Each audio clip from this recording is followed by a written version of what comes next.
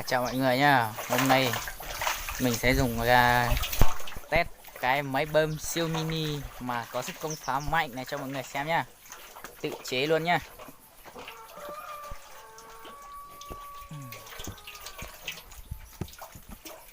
Không biết mọi người thấy cái này nhỏ thế này mọi người có nghĩ nó bơm được nước không? Hay cái này tự chế luôn này, đủ keo con voi đầy ra, không có kiểu nến nha. Bây giờ mình sẽ thử trên cái chậu này nha. Mọi người cùng xem nha, đừng có coi thường nó nha. Mọi người nghĩ nó sẽ phun nước được khoảng bao nhiêu mm đây?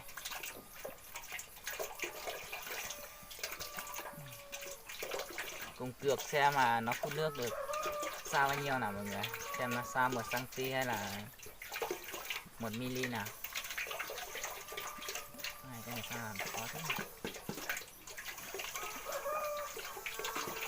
Pin này, pin điện thoại.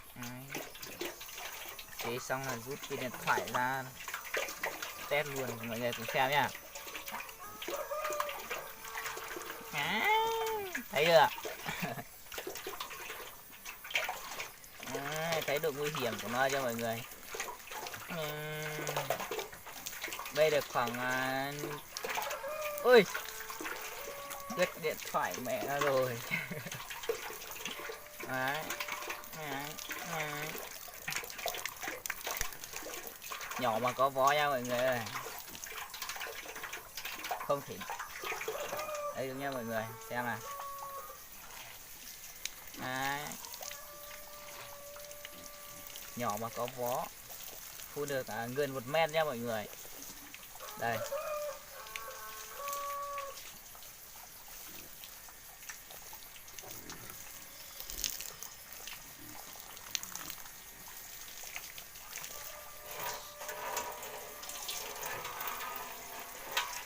Ui.